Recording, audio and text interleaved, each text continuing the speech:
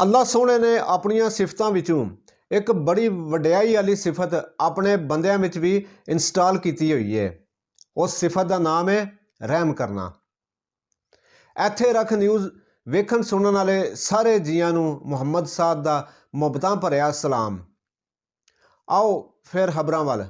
Chairman Pakistan Tehreek Insaf Imran Khan ने आख्या है चीफ ऑर्गेनाइजर नून लीग मरियम नवाज नूं मिसिज मंडेला बना के लांच करन दी नाकाम कोशिश की गई।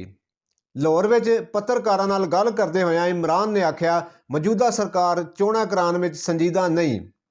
आइन नूं उच्चा करन वाला राह सिर्फ अदालतां कोल है। इस लई चोणां वास्ते सिर्फ अदालतां उत्ते ही आस है।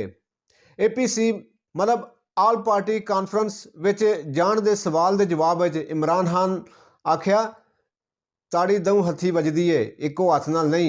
सरकार दहशतगर्दां खिलाफ APC बुलाए तां सही जाण दा फैसला वाधू करां दे। इमरान खान ने आख्या मरियम नवाज शरीफ नूं मिसिज मंडेला बना के लांच करन दी नाकाम कोशिश की गई। अलबत्ता नवाज शरीफ पाकिस्तान परत आउण ते अंदाजा हो जाएगा कि वो किन्ने कु मकबूल ने। उधर मरियम नवाज शरीफ ने एबटाबाद विच मुस्लिम लीग नून के तंजीमी कन्वेंशन नाल खिताब करते हुए आख्या पिशावर धमाके विच जाना जान ते बड़ा दुख पड़िया है। इस दा कसूरवार वो वे जिहड़ा सूबा खैबर पख्तूनख्वा उत्ते 10 वरे ताई राज करता रहा। कौम जवाब मांग रही है कि दहशतगर्दी खिलाफ जंग की मद विच लभण वाला इन्ना बड़ा बजट किधर गया।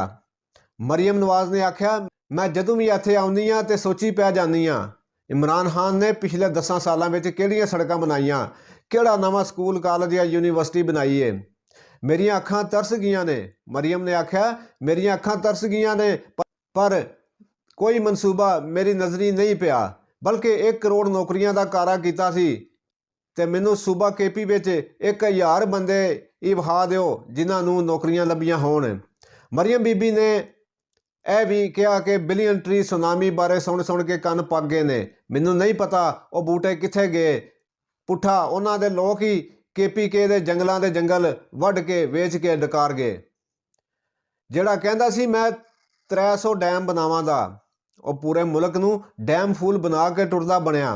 मरियम नवाज ने इमरान खान उत्ते इल्जाम लांदे हुए आख्या सूबा खैबर पख्तूनख्वा दे फंड जमान पार्क की तमीर ते उन्होंने बुलट प्रूफ बनाने उत्ते खर्च होंदे रहे। जिहड़ा पैसा तुहाडी हिफाजत उत्ते खर्च होना सी वो पैसा इमरान खान की हिफाजत उत्ते खर्च होंदा रहा। ये कित्थे दा इंसाफ है। अज जे तुहाडे कोलों सवाल पूछा जाता है तो तुसीं कहंदे हो मैं जवाब नहीं देना, पर जवाब तुहानूं देना पवेगा। पाकिस्तान ते IMF विचकार सारे मामले तय पा गए। एक्सप्रैस न्यूज़ मुताबक हकूमती जराए ने तस्दीक की है कि 1 अरब 10 करोड़ डॉलर के नवें प्रोग्राम लिए पाकिस्तान ने IMF विचकार सारे मामले तय पा गए ने।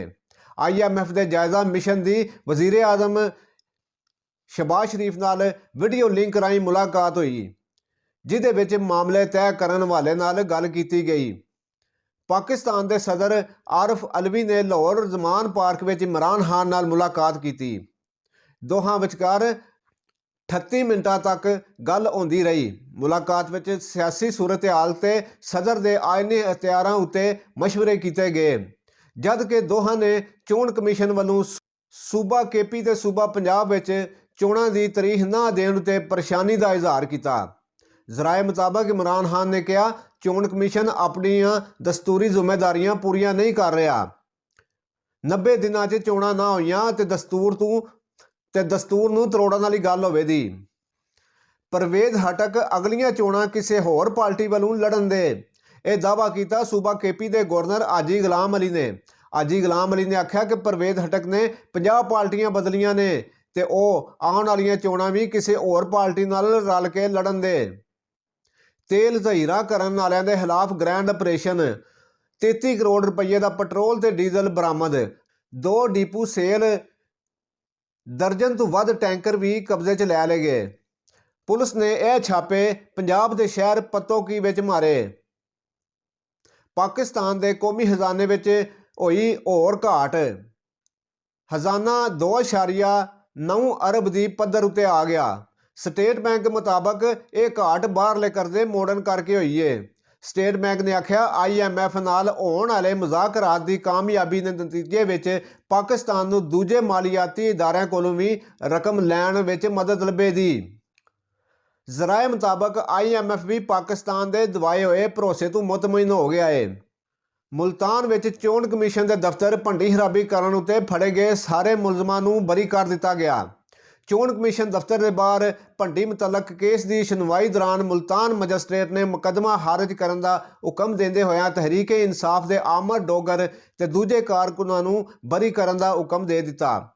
ਅਦਾਲਤ ਨੇ ਨੂਨ ਲੀਗ ਦੇ ਤਾਰਕ ਰਸ਼ੀਦ, ਮਲਕ ਅਨਵਰ ਸਣੇ ਨੂਨ ਲੀਗ ਦੇ ਦੂਜੇ ਕਾਰਕੁਨਾਂ ਦੀ ਰਿਹਾਈ ਦਾ ਵੀ ਹੁਕਮ ਦਿੰਦੇ ਹੋਇਆਂ ਸਾਰੇ ਮੁਲਜ਼ਮਾਂ ਨੂੰ ਇੱਜ਼ਤ ਨਾਲ ਬਰੀ ਕਰ ਦਿੱਤਾ। ਤੁਰਕੀ ਤੇ ਸ਼ਾਮ ਵਿੱਚ ਆਏ ਭੁਚਾਲ ਨਾਲ ਹੁਣ ਤੱਕ ਘੱਟੋ ਘੱਟ 19,000 ਬੰਦੇ ਮੌਤ ਦਾ ਸ਼ਿਕਾਰ ਬਣ ਗਏ ਨੇ। ਕੜਾਕੇ ਦੀ ਠੰਡ ਤੇ ਮੌਸਮ ਨੇ ਜ਼ਿੰਦਾ ਬਚ ਜਾਣ ਵਾਲੇ ਤੇ ਰੈਸਕਿਊ ਲਈ ਮੁਸ਼ਕਲਾਂ ਬਣਾਈਆਂ ਹੋਈਆਂ ਨੇ, ਜਦ ਕਿ ਪਾਲੇ ਭੁੱਖ ਤੇ ਮਾਯੂਸੀ ਨੇ ਲੋਕਾਂ ਨੂੰ ਬੇਘਰ ਬਣਾ ਦਿੱਤਾ ਹੋਇਆ ਹੈ। ਇੱਕ ਰਿਪੋਰਟ 'ਚ ਦੱਸਿਆ ਗਿਆ ਕਿ ਤੁਰਕੀ ਵਿੱਚ ਮਰਨ ਵਾਲਿਆਂ ਦੀ ਗਿਣਤੀ 16,500 ਤੋਂ ਵੱਧ ਹੈ। ਸ਼ਾਮ ਵਿੱਚ ਭੁਚਾਲ ਨਾਲ ਹੋਣ ਵਾਲੀਆਂ ਹਲਾਕਤਾਂ ਦੀ ਗਿਣਤੀ 3,000 ਤੋਂ ਉੱਤੇ ਵੇ। ਤੁਰਕੀ ਵਿੱਚ 6500 ਇਮਾਰਤਾਂ ਢੱਠ ਗਈਆਂ ਨੇ ਤੇ ਸੈਂਕੜਾਂ ਇਮਾਰਤਾਂ ਨੂੰ ਨੁਕਸਾਨ ਅਪੜਿਆ ਹੈ। ਭਗਵਾਨ ਕ੍ਰਿਸ਼ਨ ਨੂੰ ਪੇਸ਼ ਕਰੋ। ਭਾਰਤ ਸ਼ਹਿਰ ਦੇ ਮਥੁਰਾ ਦੀ ਅਦਾਲਤ ਵਿੱਚ ਹਿੰਦੂਆਂ ਦੇ ਭਗਵਾਨ ਸ਼੍ਰੀ ਕ੍ਰਿਸ਼ਨ ਨੂੰ ਪੇਸ਼ ਕੀਤਾ ਗਿਆ ਹੈ। ਮਥੁਰਾ ਦੇ ਵਿੱਚ ਇੱਕ ਬੰਦੇ ਨੇ ਅਦਾਲਤ ਵਿੱਚ ਕੇਸ ਕੀਤਾ ਕਿ ਫਲਾਣੀ ਮਸੀਤ ਢਾਹ ਕੇ ਉੱਥੇ ਭਗਵਾਨ ਸ਼੍ਰੀ ਕ੍ਰਿਸ਼ਨ ਦਾ ਜਨਮ ਸਥਾਨ ਬਣਾਉਣਾ ਚਾਹੀਦਾ ਹੈ। ਉੱਥੇ ਪਿਛਲੀ ਤੋਂ ਪਿਛਲੀ ਤਰੀਕ ਦੇ ਉੱਤੇ ਇਹ ਗੱਲ ਉੱਠੀ ਕਿ ਜਨਮ ਸਥਾਨ ਤੇ ਸ਼੍ਰੀ ਕ੍ਰਿਸ਼ਨ ਦਾ ਹੈ।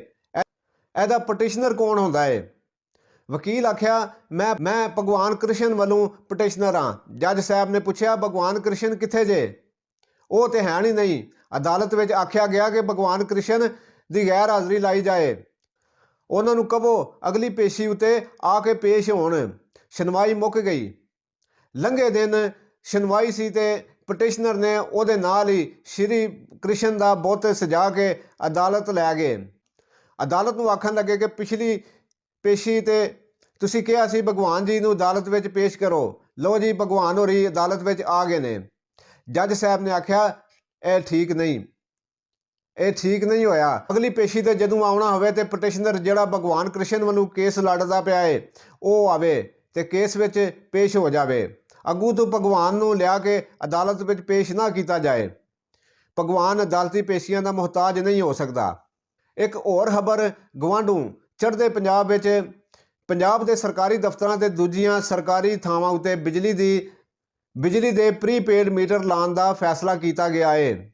ਦੱਸਦੇ ਨੇ ਕਿ ਇਸ ਫੈਸਲੇ ਨਾਲ ਬਿਜਲੀ ਚੋਰੀ ਬੰਦ ਕੀਤੀ ਜਾਏਗੀ। ਇਹ ਸਨ ਕੁਝ ਚੇਚੀਆਂ ਖਬਰਾਂ ਜਿਨ੍ਹਾਂ ਦਾ ਤੁਹਾਨੂੰ ਪਤਾ ਹੋਣਾ ਚਾਹੀਦਾ ਸੀ। ਮਿਲਦੇ ਹਾਂ ਫਿਰ। ਅੱਲਾ ਸੋਹਣੇ ਦੇ ਵਾਲੇ।